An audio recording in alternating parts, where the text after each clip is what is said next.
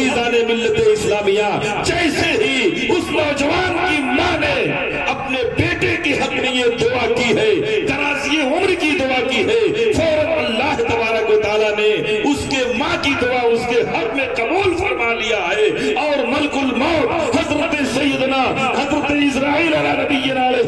السلام کو واپس بلا لیا اور کہا اے اسرائیل واپس چلے آؤ، واپس چلے آؤ، اس کی روح کو قبض نہ کرو۔ چنانچہ عزیزان ملت اسلامیہ،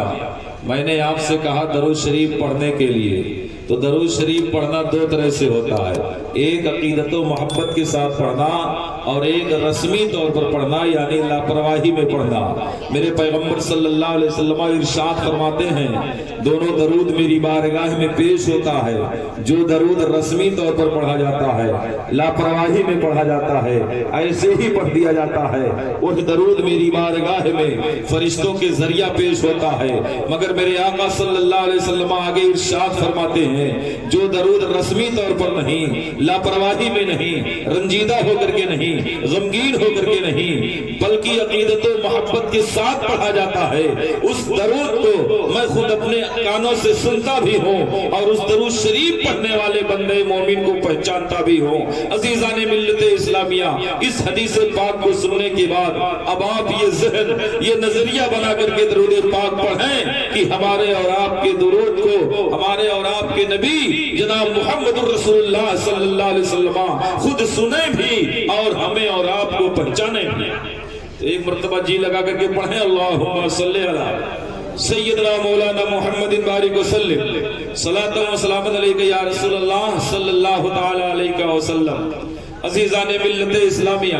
خطبہ مسونہ کے بعد میں نے جس آیت کریمہ کی تلاوت کی ہے، رب تبارک و تعالی ارشاد فرماتا ہے وَأَمَّا بِنِعْمَتِ رَبِّكَ فَحَدِّثْ، اور اپنے رب کی نعمتوں کا خوب چرچا کرو۔ اس آیت کریمہ کا یہی ترجمہ ہے کہ اور اپنے رب کی نعمتوں کا خوب چرچا کرو۔ عزیزان ملت اسلامیہ، صاحب خانہ کو اللہ تبارک و تعالی نے بیٹی کی شکل میں نعمت عطا فرمائی ہے۔ آج بیٹی کی عمر اس لائق ہو گئی ہے کہ آج ان کی شادی کر رہے ہیں، یہ اللہ کی بہت بڑی نعمت ہے، بہت بڑی نعمت ہے۔ اور جس کے ہاں کوئی اولاد نہیں ہوتی ہے اس کے دل سے جا کر کے پوچھئے کہ اولاد کی قیمت کیا ہے، اولاد کی اہمیت کیا ہے، اولاد ہوتی کیا چیز ہے۔ عزیزان ملت اسلامیہ، یہ اللہ تبارک و تعالیٰ نے صاحب خانہ کو نعمت کی شکل میں بیٹی عطا فرمائی ہے۔ آج اپنی بیٹی کا رشتہ کر رہے ہیں، اپنی بیٹی کا ہاتھ رنگنے کے لیے اس محفل کو سجایا ہے، کل نکاح کھانی ہوگی اور گھر سے اپنی بیٹی کو رخصت کریں گے۔ لیکن عزیزان ملت اسلامیہ، آج ہی سے لے کر کے کل 4 بجے 5 بجے تک ہم اور آپ خوشی کا ماحول برپا کیے رہتے ہیں، خوشیاں منائے رہتے ہیں، لیکن جب 4 کے بعد 5 بجتا ہے، 6 بجتا ہے تو یہ خوشی غم میں تبدیل ہو جاتی ہے۔ آپ کہیں گے وہ کیسے؟ تو سنیے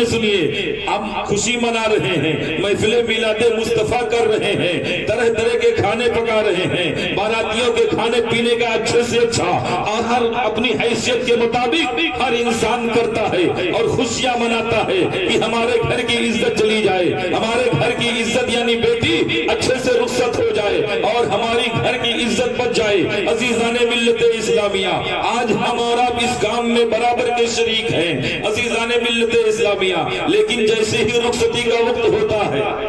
اس کا وقت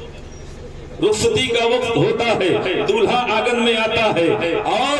اپنے گھر سے ہم اور آپ اپنی بیٹی کو رخصت کرتے ہیں، ودا کرتے ہیں، تو کیا دیکھتے ہیں کہ باپ الگ روتا ہوا نظر آتا ہے، ماں الگ روتی ہوئی نظر آتی ہے، بہنیں الگ روتی ہوئی نظر آتی ہیں، بچی کی سہیلیاں الگ روتی ہوئی نظر آتے ہیں، یہاں تک کہ سارے رشتہ دار اور سارے شریک جشن سب لوگ روتے ہوئے نظر آتے ہیں، سب کو آنکھوں میں، سب کی آنکھوں میں آنسو کے قطرات نظر آتے ہیں، سب کے آنکھوں میں آنسوؤں کے سیلاب نظر آتے ہیں۔ اے مسلمانوں، وہ وقت رونے کا وقت نہیں ہوتا ہے، بلکہ پیغمبر اسلام صلی اللہ علیہ وسلم کی سنت کو آپ ادا کر رہے ہیں تو خوشی منانے کا وقت ہے، غمی منانے کا وقت نہیں ہے۔ اور نبی پاک صلی اللہ علیہ وسلم کی بتائی ہوئی تعلیم کو اپنی بیٹی کو دینے کا وقت رہتا ہے، لیکن آج معاشرہ اتنا بگڑ چکا ہے، آج گاؤں یہی حال ہے کہ جب رخصتی کا وقت ہوتا ہے ہر کوئی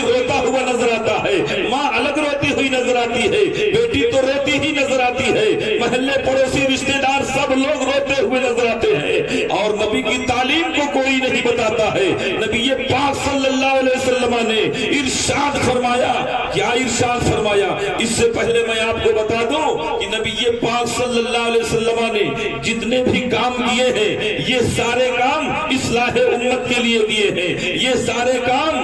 تعلیم امت کے لیے کیے ہیں، یہ سارے کام ہمارے اور آپ کے لیے کیے ہیں۔ اب نبی پاک صلی اللہ علیہ وسلم نے رخصتی کے وقت کون سا ایسا کام کیا ہے جس کو ہمیں اور آپ کو اپنانے کی ضرورت ہے؟ عزیزان ملت اسلامیہ، آئیے تاریخ کے حوالے سے میں آپ تک ایک بات پہنچانا چاہتا ہوں۔ جب نبی پاک صلی اللہ علیہ وسلم نے اپنی بیٹی حضرت فاطمہ الزہرا کا نکاح فرمایا اور اپنی بیٹی حضرت فاطمہ الزہرا کا ہاتھ حضرت مولا علی کے ہاتھوں میں دیا ہے تو اپنی بیٹی کو کیا تعلیم دی ہے؟ اسی تعلیم کو آج اپنانے کی ضرورت ہے۔ عزیزان ملت اسلامیہ، میرے نبی نے اپنی بیٹی حضرت فاطمہ الزہرا کو جب اپنے گھر سے رخصت کیا تو یہ جملہ ارشاد فرمایا، یہ تعلیم ارشاد فرمائی، یہ کلام فرمایا، یہ میری پیاری بیٹی فاطمہ، تم اپنے شوہر حضرت مولا علی کو کسی بھی حال میں ناراض مت کرنا، جس حال میں وہ خوش رہیں گے تم بھی اسی حال میں خوش رہنا، جس بات کو تیرے شوہر حضرت علی ناپسند کریں گے اس بات کو تم بھی ناپسند کرنا، جس بات کو وہ پسند کریں گے اس بات کو تم پسند کرنا۔ بہرحال تم اپنے شوہر حضرت مولا علی کو کسی بھی حال میں ناراض مت کرنا، یہ تعلیم دی ہے میرے مصطفیٰ۔ لیکن آج کوئی اپنی بیٹی کو کوئی دیتا ہی نہیں، کچھ سکھاتا ہی نہیں، بلکہ گنڈا گردی لوگ کرتے ہوئے نظر آتے ہیں، گنڈا گردی کرتے ہوئے نظر آتے ہیں۔ کیا کرتے ہیں؟ جب رخصت ہوتے ہیں بیٹی جب گاڑی میں بیٹھتی ہے، کتنے تو ایسے کمینے مردود لوگ ہوتے ہیں، کہتے ہیں کیا رو رہی ہے رے جا، کوئی بات ہوگی، کچھ ہوگا تو آپ فون کر دینا، ہم لوگ آ جائیں گے۔ بتائیے اس طرح سے لوگ رخصت کر کے اپنے گھر سے بھیجتے ہیں۔ اب بتائیے وہ بیٹی جس گھر میں جائے گی وہ گھر جہنم بنتا ہوا نظر آئے گا۔ لیکن اگر آپ نے نبی پاک صلی اللہ علیہ وسلم کی پاک تعلیم کو سکھا دیا اور کہہ دیا اے میری پیاری بیٹی فلاں ابن فلاں کو اپنے شوہر، نام لے کر کے، نام تو سب کو معلوم رہتا ہے، اے میری پیاری بیٹی فلاں، تم اپنے شوہر فلاں ابن فلاں کو کسی بھی حال میں ناراض مت رکھنا،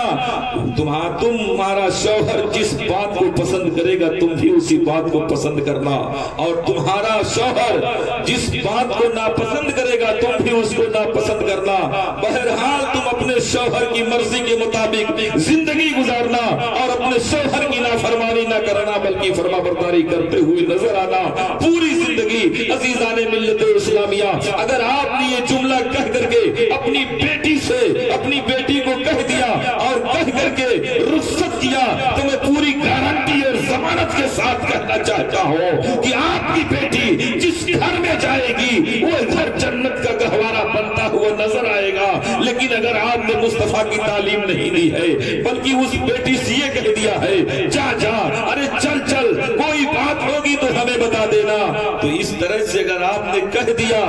تو یہ کنفرم جانیے کہ آپ کی بیٹی جس گھر میں جائے گی اس گھر کو جہنم بناتی ہوئی نظر آئے گی۔ آئے گی کہ نہیں آئے گی؟ عزیزان ملت اسلامیہ، آج ضرورت ہے کہ نبی پاک صلی اللہ علیہ وسلم کی پاک تعلیم کو اپنایا جائے، اور یہ ایسی پاک صاف سنت ہے شادی، بڑی پاک صاف سنت شادی۔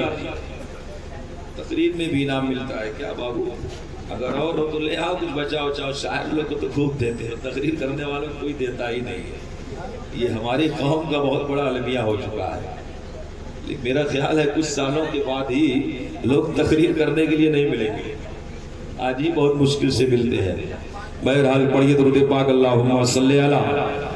سیدنا مولانا محمد بارک وسلم، صلاۃ و سلام علیک یا رسول اللہ صلی اللہ تعالی علیہ وسلم۔ یہ دیکھیے قاری عرفان صاحب عبداللہ نظامی ہمارے ہی علاقے کے ہیں، ہمارے گھر سے تقریباً 10 کلومیٹر ان کا گھر ہے، ٹھیک ہے نا؟ بڑی تیزی کے ساتھ انتظار کر رہے ہیں کہ حضرت کی تقریر ختم ہو کہ میرا نمبر فوراً آ جائے۔ میں تقریر بہت لمبی چوڑی کرنے کے لیے حاضر نہیں آیا، بہرحال ایک مرتبہ اور جی لگا کر کے درود پاک پڑھیں، اللہم صلی علی سیدنا مولانا محمد بارک وسلم صلاۃ و سلام علیک یا رسول اللہ صلی اللہ تعالی علیہ وسلم۔ ایک بات آپ کو میں کنفرم بتا کے جانا چاہتا ہوں، تقریریں تو دنیا میں بہت میں کرتا ہوں، شاید کہ کوئی عالم اتنا تقریر کرتا ہوگا، موٹر سائیکل بھی بہت زیادہ چلاتا ہوں، کبھی مئو رہتا ہوں تو پتہ چلا شام میں سنت کبیر نگر آ گیا، کبھی کشی نگر پہنچ گیا، بہرحال یہ میرا مشغلہ ہے۔ اگر آپ کسی پیر صاحب کے ہاتھ میں یا کسی عالم کے ہاتھ میں، کسی مفتی کے ہاتھ میں، کسی حافظ یا قاری کے ہاتھ میں 50,000 کا لفافہ بنا کر کے لے کے جائیں اور کہیں حضرت آپ میرے لیے دعا کریں، تو کوئی گارنٹی نہیں ہے کہ آپ کے پیر صاحب کی دعا، آپ کے حافظ صاحب کی دعا، آپ کے عالم صاحب کی دعا، آپ کے قاری صاحب کی دعا، آپ کے مفتی صاحب کی دعا، آپ کے امام صاحب کی دعا آپ کے حق میں قبول ہو جائے۔ لیکن ایک در ایسا ہے کہ اگر آپ پیسہ لے کر کے نہیں، ایسے ہی جا کر کے کہہ دیں تو میں پوری گارنٹی کے ساتھ کہتا ہوں کہ آپ کے حق میں ان کی دعا قبول ہو جائے گی۔ اب وہ کون لوگ ہیں اسے غور سے سنیے گا، یہی واقعہ میں بیان کر کے رخصت ہو جاؤں گا۔ عزیزان ملت اسلامیہ، حضرت داؤد علی نبینا علیہ السلام کے چاہنے والوں کی محفل تھی۔ حضرت داؤد علی نبینا علیہ السلام اپنی قوم کو واعظ و نصیحت کر رہے تھے، تقریر فرما رہے تھے، اور تقریر بڑی زوروں پر تھی، بڑی جوشیلی تقریر ہو رہی تھی۔ اتنے میں کیا دیکھتے ہیں کہ محفل میں، مجلس میں ملک الموت حضرت اسرائیل علیہ السلام تشریف لے آئے۔ جیسے ہی ملک الموت تشریف لے آئے، اللہ کے نبی حضرت داؤد علیہ نبی علیہ السلام نے دیکھا تو فوراً ارشاد فرمایا، اے داؤد آخر تم یہاں کیوں چلے آئے ہو؟ یہ تو میرے چاہنے والوں کی محفل ہے، یہ واعظ و نصیحت کی محفل ہے، آخر تم یہاں کیوں چلے آئے؟ عزیزان ملت اسلامیہ، ملک الموت نے عرض کیا، حضور کیا بتاؤں، آپ کی اس محفل میں ایک بندہ بیٹھا ہے، مجھے اس کی روح کو قبض کرنا ہے، اور مجھے ٹائم بھی بتایا گیا ہے، اور مجھے جگہ بھی بتائی گئی ہے، اور میں گھڑی دیکھ رہا ہوں تو بہت حیران ہو رہا ہوں کہ ٹائم اس کا بہت قریب ہوتا جا رہا ہے، مگر یہ بیٹھ کر کے بھی آپ کی تقریریں سن رہا۔ چنانچہ حضرت داؤد علیہ نبی علیہ السلام نے جب یہ باتیں سنی تو فوراً اپنی تقریر کو سمیٹ دیا۔ کیا کر دیا؟ سمیٹ دیا، ختم ہو گیا، تقریر ختم ہو گئی، صلاۃ و سلام ہو گیا، دعا ہو گئی، سب لوگ اپنے اپنے گھروں کو چلے۔ ابھی محفل یہاں بھی ختم ہوگی، ہر کوئی اپنے اپنے گھروں کو جائے گا، جائے گا نا؟ آپ بھی جائیں گے چچا؟ ٹھیک ہے۔ عزیزان ملت اسلامیہ، سب لوگ اپنے اپنے گھروں کو چلے، آگے آگے نوجوان چل رہا ہے، آگے آگے نوجوان چل رہا ہے، پیچھے پیچھے ملک الموت چلتا ہوا نظر آ رہا ہے۔ نوجوان جیسے ہی اپنے گھر پہنچا تو اس کے دروازے پر، اس کے گھر پر اس کی بوڑھی ماں تھی، جو ہاتھ اور پاؤں کی مفلوج زدہ تھی، جو آنکھوں سے نابینا بھی تھی، مگر اللہ تبارک و تعالیٰ نے اس کی سماعت کو بہت اچھا رکھا تھا۔ جیسے ہی نوجوان اپنے گھر پہنچا تو اس کی ماں اپنے بیٹے کی پیروں کی آہٹ سے سمجھ گئی کہ میرا بیٹا آ گیا، فوراً اپنے بیٹے کو آواز دی، اے میرے پیارے بیٹے کیا تم آ گئے؟ بیٹے نے عرض کیا، ہاں امی جان میں آ گیا۔ عزیزان ملت اسلامیہ، اتنا سنت ہے، ماں نے عرض کیا، اے میرے پیارے بیٹے بڑی زور سے پیاس لگی ہوئی ہے، جلدی سے تو مجھے پانی پلا دے۔ عزیزان ملت اسلامیہ، نوجوان گھڑے کے قریب گیا، گھڑے سے پانی کو نکالا اور نکال کر کے اپنی ماں کی بارگاہ میں پیش کیا۔ جیسے ہی ماں کی بارگاہ میں پانی کو پیش کیا ہے، فوراً ماں نے پانی کو پیا ہے، اور پینے کے بعد اپنے دونوں ہاتھ اٹھا دیے رب کی بارگاہ میں اور عرض کیے، اے پروردگار عالم، تو میرے بیٹے کی عمر کو لمبی کر دے، تو میرے بیٹے کی عمر کو بڑھا دے۔ عزیزان ملت اسلامیہ، جیسے ہی اس نوجوان کی ماں نے اپنے بیٹے کے حق میں یہ دعا کی ہے، دراز عمر کی دعا کی ہے، فوراً اللہ تبارک و تعالیٰ نے اس کے ماں کی دعا اس کے حق میں قبول فرما لیا ہے، اور ملک الموت حضرت سیدنا حضرت اسرائیل علیہ نبی علیہ السلام अलैहिस्सलाम को वापस बुला लिया और कहा, ए इजराइल वापस चले आओ, वापस चले आओ, उसकी रूह को कब्ज न करो। चुनांचे मलकुल मौत हजरत सैयदना हजरत इजराइल अला नबीना अलैहिस्सलाम वापस चले आए और उसकी रूह को कब्ज नहीं किया। जब उसकी रूह को कब्ज नहीं किया तो कुछ दिनों के बाद, हफ्ता 10 दिन के बाद मलकुल मौत से हजरत दाऊद अलैहिस्सलाम की मुलाकात होती है। हजरत दाऊद अलैहिस्सलाम इरशाद फरमाते हैं, ए मलकुल मौत, तुम तो कह रहे थे फलां शख्स की रूह को कब्ज करना है, टाइम बिल्कुल करीब होता जा रहा है और उसके घर पर रूह कब्ज करनी है, मगर मैं देख रहा हूं कि वो नौजवान दुनिया में चल फिर रहा है, खा पी रहा है, अपने काम काज करता हुआ नजर आ रहा है। आखिर तुमने उसकी रूह को कब्ज क्यों नहीं किया, उसकी रूह को क्यों नहीं निकाला? अजीजाने मिल्लत इस्लामिया, इतना सुनना था। मलकुल मौत ने अर्ज किया, हुजूर क्या बताऊं, मैं पहुंच भी गया था, टाइम बिल्कुल करीब हो गया था, रूह निकालने के लिए तैयार हो गया था, मगर जैसे ही नौजवान अपने घर पहुंचा है तो इसकी बूढ़ी माँ थी, मजबूर माँ थी, और अपने बेटे की पैरों को आहट को सुनी तो समझ गई कि मेरा बेटा आ गया। फौरन अपने बेटे को आवाज दी और कहा, बेटा बड़ी जोर से प्यास लगी हुई है, जल्दी से तू मुझे पानी पिला दे। अजीजाने मिल्लते इस्लामिया, हजरत इजराइल अला नबीना अलैहिस्सलाम ने इरशाद फरमाया, ये दाऊद, जैसे ही इसकी माँ ने इससे पानी को तलब किया, फौरन नौजवान अपने माँ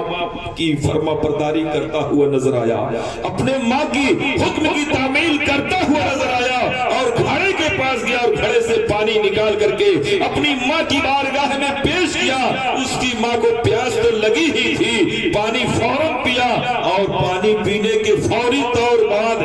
अपने दोनों हाथ को रब की बारगाह में उठा दिए और अर्ज किए, एक परवरदिगार आलम, तू मेरे बेटे की उम्र को लंबी कर दे, तू मेरे बेटे की उम्र को बढ़ा दे। फौरन अल्लाह तबारक व तआला ने उसके माँ की दुआ उसके हक में कबूल फरमा ली और उसकी उम्र को बढ़ा दिया और मुझे वापस बुला लिया, इसलिए मैंने उसकी रूह को कब्ज नहीं किया। अजीजाने मिल्लत इस्लामिया, आप इस वाक़े से क्या समझे कि अगर आपके वालिदैन बाहयात हैं, अगर आपके वालिदैन जमीन पर जलवा कर हैं, अगर आपके वालिदैन आपके साथ हैं, अगर आपके वालिदैन आपके घर पर रहते हैं आपके साथ में, तो आप ज्यादा से ज्यादा अपने वालिदैन की खिदमत कीजिए, ज्यादा से ज्यादा अपने वालिदैन की खिदमत कीजिए और अपने वालिदैन की बारगाह में 50,000 का लिफाफा लेकर के नहीं, बल्कि बगैर पैसे के ऐसे ही खाली हाथ चले जाओ और कहो, अम्मी जान आप मेरे हक में दुआ फरमाएं, अब्बा आप मेरे हक में दुआ फरमाएं, तो मैं पूरी गारंटी और जमानत के साथ कह के जाना चाहता हूं कि आपके वालिदैन की दुआ आपके हक में कबूल होती हुई नजर आएगी, मगर किसी इमाम साहब की दुआ की कोई गारंटी नहीं है। अगर आपके वालिदैन हैं तो सबसे पहले आप अपने वालिदैन की खिदमत कीजिए, अपने वालिदैन का कहा मानिए। अगर वो बीमार पड़ जाते हैं तो आप अच्छे से अच्छे हॉस्पिटल में उनका इलाज कराते हुए नजर आए और अपने वालिदैन की फरमाबरदारी करते हुए नजर आए। और एक बात बता दूं, मेरे नबी ने इरशाद फरमाया, हुमा नारुका जन्नतुका, तुम्हारे वालिदैन तुम्हारे लिए जन्नत भी है और जहन्नम भी है। जब इस हदीस पाक को मैंने पढ़ा तो मैं सोचने लगा कि वालिदैन एक ही हैं, वालिदैन एक ही हैं और जन्नत का भी सबब बन रहे हैं, जहन्नम का भी सबब बन रहे हैं। बहुत गौर किया तो पता चला कि अगर आपने अपने वालिदैन की खिदमत की है दुनिया में रह करके, उनकी फरमाबरदारी की है, तो ये एक बात कन्फर्म जानिए, आपके मरने के बाद बरोज़े हश्र यही वालिदैन आपके लिए जन्नत का सबब बनेंगे। अगर आपने दुनिया में रह करके अपने वालिदैन की खिदमत नहीं की है, उनके अखराजात को पूरे नहीं किए हैं, अगर वो बीमार पड़ गए हैं तो उनका आपने सही ढंग से अच्छे ढंग से इलाज नहीं किया, इलाज नहीं कराया है और उनकी नाफरमानी करते हुए नजर आए हैं, तो कन्फर्म जानिए आपके वालिदैन आपके लिए जहन्नम का सबब बनते हुए नजर آئیں گے۔ اب خطبے میں میں نے جس حدیث شریف کو تلاوت کیا ہے اس حدیث شریف کو سن لیجئے، اس کا ترجمہ سن لیجئے، اس لیے کہ ٹائم بالکل اجازت نہیں دیتا ہے کہ میں آپ حضرات کے سامنے کچھ بیان کروں، اور پھر کبھی موقع ملے گا تو آپ جتنا چاہیں گے، جس موضوع پہ چاہیں گے، جس طرح سے تقریر کروانا چاہیں گے آپ کروا لیجئے گا۔ عزیزان ملت اسلامیہ، میں نے حدیث شریف خطبے میں جو تلاوت کی وہ حدیث شریف یہ ہے، وقال النبی صلی اللہ علیہ وسلم النکاح من سنتی فمن رغب عن سنتی فلیس منی، بڑی مشہور و معروف حدیث ہے، اور آپ کل خطبے میں بھی سنیں۔ نکاح کا خطبہ ہمارے امام صاحب قبلہ جب پڑھائیں گے تو اس میں اس حدیث کا ذکر کریں گے، اس حدیث کی تلاوت کریں گے۔ اکثر علماء سے سنتے چلے آتے ہیں کہ النکاح من سنتی فمن رغب عن سنتی فلیس منی، اس حدیث شریف کا ترجمہ یہ ہے، میرے نبی ارشاد فرماتے ہیں کہ نکاح کرنا میری سنت ہے، اور جس نے میری سنت سے اعراض کیا یعنی میری سنت کو چھوڑا گویا کہ وہ مجھ سے نہیں ہے۔ وآخر دعوانا الحمدللہ رب العالمین، اللہم استغفر اللہ ربی من کل ذنب واتوب الیہ۔ السلام علیکم۔